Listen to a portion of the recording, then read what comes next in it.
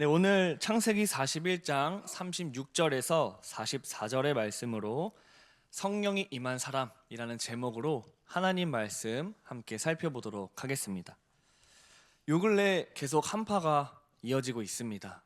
네, 강추위 속에서도 오늘 예배의 자리를 사모함으로 이곳에 나오신 우리 연희교회 모든 성도님들을 주님의 이름으로 축복하고 환영합니다. 제가 사는 지역은 서울보다 조금 더 높이 있는 경기 북부 지역에 살고 있는데 이제는 사실 1, 2도 차이가 크게 의미가 없는 매서운 추위가 이어지고 있는 것 같습니다. 우리 성도님들 또 외출하실 때 두껍게 외투 잘 입으시고 건강에 유념하시기를 바랍니다. 몸이 아프면 우리의 영혼까지 움츠러들기 마련인데 오늘 하나님께서 우리에게 말씀하여 주시는 이 말씀을 통하여서 다시 한번 우리의 심령만큼은 뜨거워지는 은혜의 시간 되기를 소망합니다. 오늘 본문은 우리가 너무나 잘 알고 있는 말씀이죠. 바로 요셉의 이야기입니다. 요셉은 형들의 시기와 배신으로 노예로 팔려갑니다. 그리고 감옥까지 갇히게 되죠. 그러나 이렇게 감옥까지 내려간 요셉을 하나님께서는 어떻게 회복시키십니까? 바로 강대국이었던 이 애굽의 총리의 자리까지 하나님은 요셉을 세우십니다. 이렇게 역전의 하나님, 또 은혜의 하나님의 이야기로 가득한 말씀이죠. 세상의 지혜자들도 해석할 수 없었던 꿈을 요셉은 해석했습니다. 그리고 그 꿈의 해석의 내용은 바로 이 애굽 땅에 풍년이 7년 동안 찾아오고 그 뒤를 이어서 대흉년이 7년 동안 찾아온다는 의미였습니다. 그리고 요셉은 그 해석에서 그치지 않고 이 풍년의 기간 동안 곡식을 비축해 두었다가 이 대흉년을 대비해야 한다라는 지혜로운 해결책까지 제시합니다. 그래서 이 요셉이 애굽의 총리 자리까지 오를 수 있는 발판이 되었죠. 이때 바로 왕은 요셉을 향해 놀라운 고백을 합니다. 그것은 요셉을 향하여 바로 하나님의 영에 감동된 사람이라는 말이었습니다. 이와 같이 하나님의 영에 감동된 사람을 우리가 어찌 찾을 수 있으리요? 애굽 땅에서 이 하나님의 영에 감동된 사람이 바로 요셉 한 명밖에 없다라는 말이죠. 그리고 놀랍게도 이 말은 하나님을 아는 자가 아니라 하나님을 모르는 이방 왕에서 나온 고백이었습니다. 그것은 세상의 지혜자들도 풀 수 없었던 이 꿈의 해석을 요셉이 풀자 인간의 능력을 넘어서는 어떠한 힘과 권능을 바로왕이 느꼈던 것이죠. 그런데 이 하나님의 영에 감동된 사람, 이 감동되다라는 표현은 사실 창세기에서 요셉의 이야기에서만 등장합니다. 그런데 원어의 의미로 보면 조금 감동되다라는 표현보다는 하나님의 영이 그 안에 거하신다라는 의미가 더 정확합니다.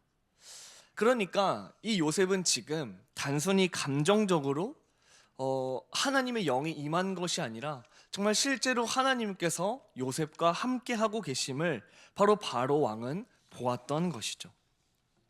하나님께서는 이처럼 구약의 말씀에서는 특별한 사명을 위해 택한 자들에게 하나님의 영을 부으십니다. 그러나 그 구약 시대에 하나님의 영은 일시적으로 임합니다. 우리가 잘 알고 있는 사사기의 삼손의 말씀을 보면 하나님의 영이 무려 3번이나 임하는 것을 보게 됩니다. 그리고 하나님의 영이 임할 때마다 그 블레셋, 그 원수들을, 많은 인원들을 죽이게 되죠. 그러나 우리는 지금 신약 시대를 살아가고 있습니다. 우리는 어떻습니까? 예수님께서 십자가에 죽으시고 부활하신 후에 보혜사 성령을 보내주셔서 이제 하나님께서는 우리 안에 항상 함께 하십니다. 고린도전서 12장 3절 하반절의 말씀을 제가 읽어드리겠습니다. 또 성령으로 아니하고는 누구든지 예수를 주시라 할 수 없느니라. 아멘. 그렇다면 예수를 나의 주로 고백하는 자들은 이미 성령이 임한 자들입니다. 그렇다면 오늘 말씀을 통해 우리는 묻게 됩니다. 그렇다면 성령이 임한 사람답게, 성도답게 나는 어떻게 살아가야 하는가를 오늘 말씀을 통해서 살펴보기를 원합니다. 첫 번째로 성령이 임한 사람은 하나님을 드러내는 자입니다. 하나님을 드러내게 되어 있습니다. 성령이 임하면 사람이 주목을 받는 것이 아닙니다. 바로 하나님이 드러납니다. 요셉은 어떻게 하나님을 구체적으로 드러냅니까? 물론 바로왕의 꿈을 해석도 했지만 여러 가지 고백들이 오늘 이 창세기의 말씀에 담겨 있는데, 창세기 41장 16절의 말씀, 왕 앞에서 했던 말입니다. 우리 함께 읽도록 하겠습니다. 요셉이 바로에게 대답하여 이르되 내가 아니라 하나님께서 바로에게 편안한 대답을 하시리이다. 아멘. 아멘. 내가 하는 것이 아니라 지금 하나님께서 바로에게 답하실 거다라고 말하고 있습니다. 이것은 겸손하면서도 요셉의 삶의 기준이 어떠한가를 너무나 잘 보여줍니다. 그리고 뿐만 아니라 요셉은 왕 앞에서 뿐만 아니라 감옥에 있을 때에도 한결같은 태도를 보여줍니다. 그가 감옥에 억울하게 갇혔을 때, 그때 감옥에서 만난 술 관원과 떡 관원의 꿈을 또 해석해주는 일이 있었죠. 창세기 40장 8절 하반절의 말씀을 우리 함께 읽도록 하겠습니다.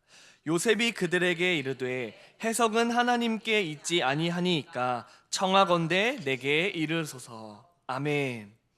환경이 바뀌었지만 그가 서 있는 그 어느 자리에서나 자신을 드러내는 것이 아니라 하나님을 드러내는 그러한 정체성을 지켜가고 있습니다.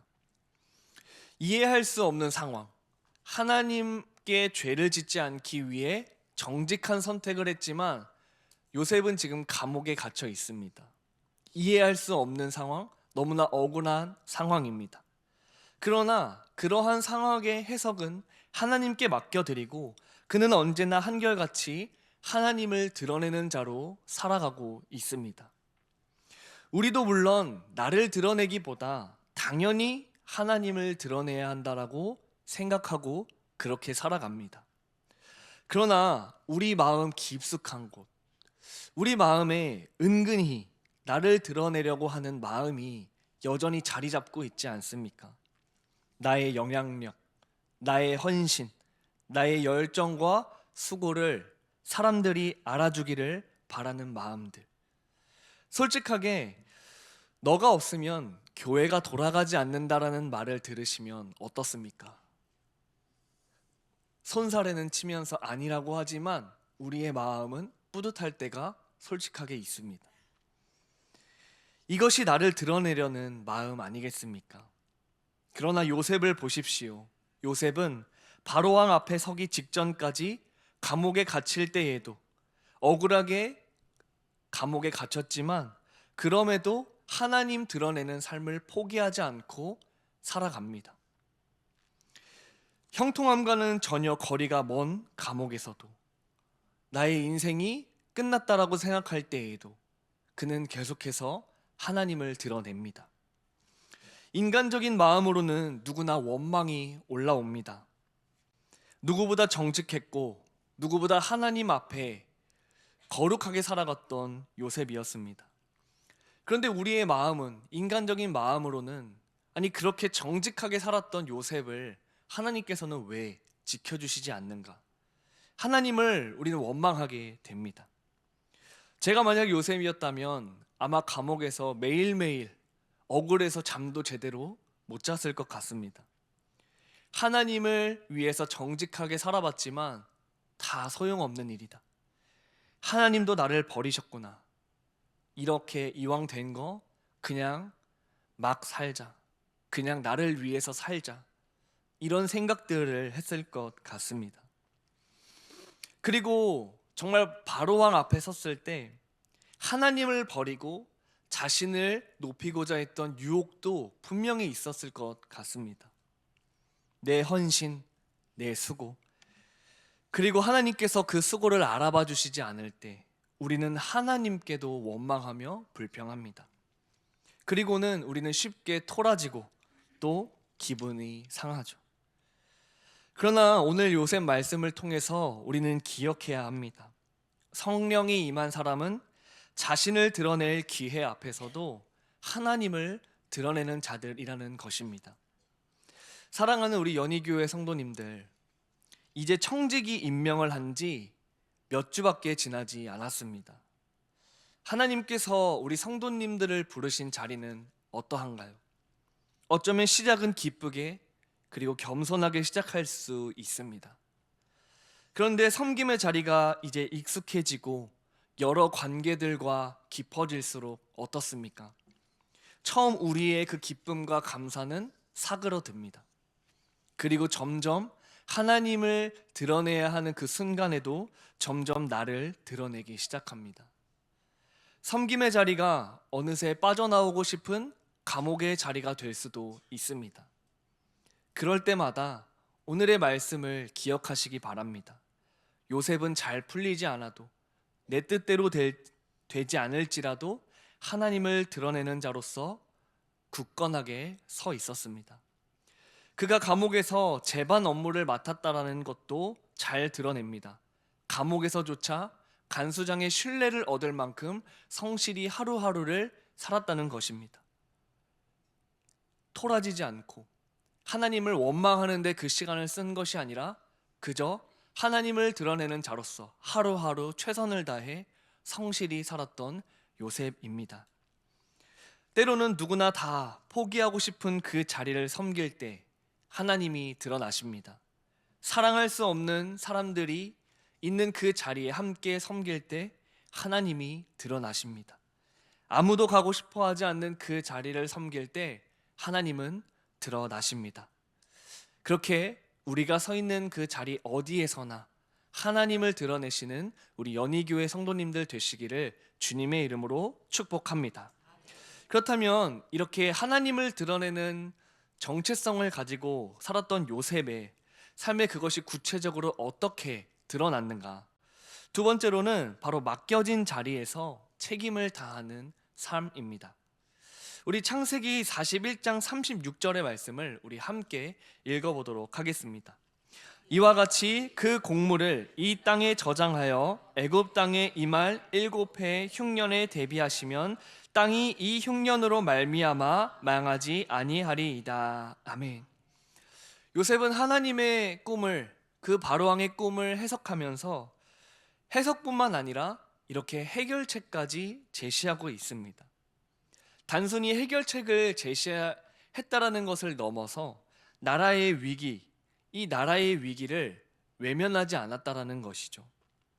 그리고 그가 이 애굽에 닥쳐올 위기를 외면하지 않는 이유는 바로 이것이 하나님께서 정하신 일이었기 때문입니다.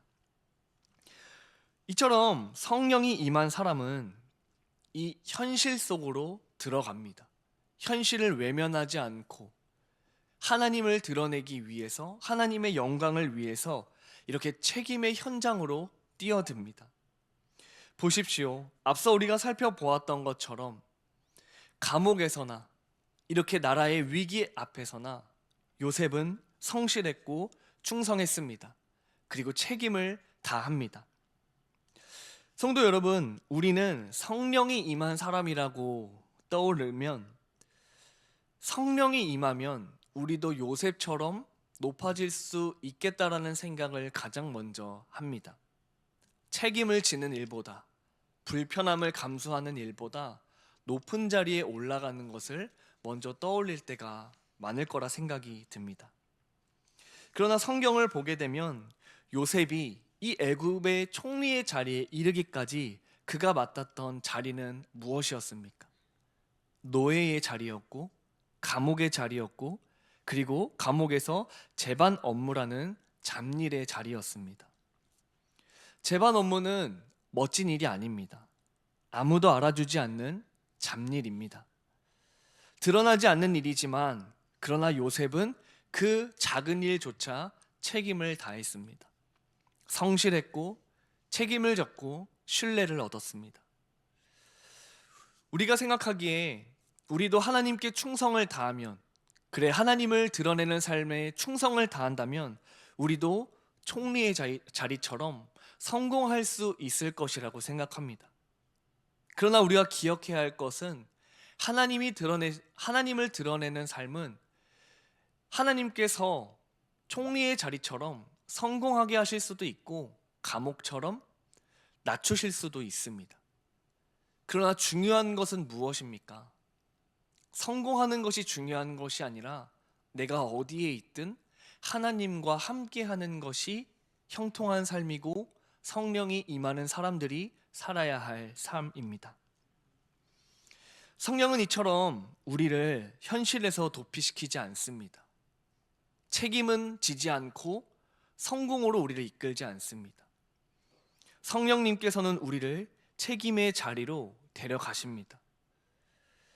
성령이 임한 사람은 하나님 앞에서 하나님께서 내가 여기서 무엇을 하기를 원하신지를 묻는 사람입니다.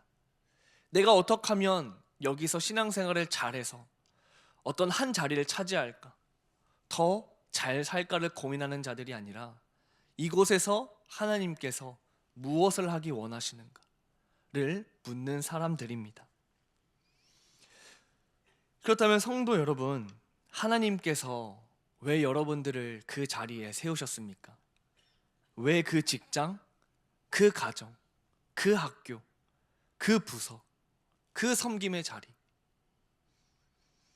그 자리는 준비의 자리일 것입니다. 그 자리는 내가 더 높은 자리에 오르는데 도약하기 위한 시간이 아니라 하나님의 마음을 알아가고 하나님의 뜻을 알아가는 훈련의 시간입니다. 요셉을 통해 하나님께서는 단순히 한 인생을 구원할 뿐만 아니라 이스라엘을 살리십니다. 그리고 이 애굽이라는 나라를 통하여서 주변 나라들을 살리십니다. 오늘도 하나님께서는 성령이 임한 사람들을 통해 가정과 교회 그리고 세상을 살리시기를 원하십니다. 이처럼 성령이 임한 사람들은 개인의 영성에 머무르지 않고 맡겨진 자리에서 하나님의 생명이 흘러나아가도록 쓰임 받습니다. 성령이 임한 사람들은 내가 스스로 높아지려고 하지 않아도 하나님께서 알아서 높이십니다. 요셉처럼 세상 사람들도 인정하는 그 사람, 하나님이 그와 함께 하신다라고 알아볼 수 있는 그 사람, 바로 그런 사람이 바로 저와 우리 성도님들이 되시기를 주님의 이름으로 축복합니다. 하나님께서는 작은 일에 충성된 자에게 큰 일을 맡기십니다. 작은 일에도 충성되지 않는 자는 하나님께서 사용하지 않을 확률이 큽니다. 그렇게 하나님 앞에서 우리가 하나님을 드러내는 삶으로, 또한 성공이 아니라 하나님과 함께 함으로 책임을 다하는 자리를 회피하지 않고 그렇게 충성되게 하루하루 살아가시기를 주님의 이름으로 축복합니다. 마지막으로는 성령이 임한 사람은 말씀에 순종하는 자입니다. 성도님들, 저는 한 가지를 질문 드려보겠습니다. 성령 충만하십니까? 아멘. 네, 감사합니다. 우리는 성령 충만이라는 단어를 참 자주 사용하고 좋아합니다. 성령의 사람들로서 이 성령 충만을 구하는 건 어찌 보면 너무나 당연한 일이죠. 저희 청소년 부서에서도 매주 금요일 밤 금요 기도회 개인 기도 시간이 시작되면 본당 3층에 모여서 함께 기도를 드리고 있습니다. 그리고 저희 부서, 청소년 부서의 기도회의 첫 번째 기도 제목은 언제나 성령 충만입니다. 우리는 하나님의 뜻대로 살기 위해서 성령 충만을 구해야 합니다. 그리고 우리는 너무나 자연스럽게 구하고 외칩니다. 그런데 우리는 때로 이 성령 충만을 무언가를 더 받는 것으로 생각하기 쉽습니다. 그래서 우리는 흔히 성령이 떨어졌다, 성령 충만하지 못하구나, 이런 표현들을 사용합니다. 그런데 성령 충만이 떨어졌다라는 이런 표현들 안에는 사실 성령을 어떤 연료처럼 취급하는 우리의 마음이 들어 있습니다. 그런데 우리가 기억해야 할 것은 성령은 인격적이신 하나님이다라는 것입니다. 우리가 필요할 때 충전해야 하는 에너지나 연료가 아니라는 것이죠. 그래서 성경에서 말하는 성령 충만은 양의 문제가 아니라 주권의 문제입니다. 인격적인 성령 하나님의 인도하심을 받겠다. 이미 하나님께서는 우리 안에 계시기에 더 많은 성령이 필요한 것이 아니라 더 많은 성령 하나님의 다스림이 필요하다라는 것이죠. 성령 충만하다라는 것은 성령님께서 내 삶의 주도권을 쥐고 계시다라는 뜻입니다. 내가 결정하는 삶이 아니라, 내가 나를 이끌어가는 삶이 아니라 바로 성령께서 이끌어 가시는 삶이기 때문입니다. 이제 여기 계신 우리 성도님들께서는 신앙의 연수가 결코 적지 않을 거라 생각이 되어집니다. 이제는 우리는 알죠. 우리 스스로의 다짐들, 결단들, 아무리 스스로를 다그쳐도 우리는 내 힘으로 하나님의 뜻에 순종할 수 없는 죄된 본성 앞에 여전히 놓여져 있습니다. 그래서 우리는 성령님께서 이 진리의 영이시다라는 것을 항상 기억해야 합니다. 이 말은 진리의 영, 바로 말씀의 영, 하나님께서는 말씀으로 일하신다라는 것이죠. 그렇게 볼 때 성령은 성령과 결코 따로따로 일하시지 않습니다. 그러므로 오늘 우리가 하루하루 성실하게 해 나가야 하는 중요한 일 중 하나는 바로 말씀과 기도를 붙드는 것입니다. 성령의 사람들은 감정으로 살지 않고 말씀으로 살아가는 사람들입니다. 사도행전 1장을 보면 교회의 시작이 되는 성령 강림 사건이 기록되어 있죠. 오순절 마가의 다락방에 모인 사람들은 예수님의 부활을 직접 본 자들이었습니다. 그리고 예수님께 직접 가르침을 받은 제자들이었습니다. 예수님의 약속의 말씀을 붙들며 기도하고 있던 공동체라는 것이죠. 새로운 계시를 기다리는 공동체가 아니라 이미 받은 말씀을 붙들면서 기도하며 순종하는 자들이었다는 것입니다. 그러므로 오순절 강림 사건은 갑작스러운 사건이 아니라 이미 말씀으로 채워진 준비된 공동체 위에 부어진 하나님의 응답이라는 것입니다.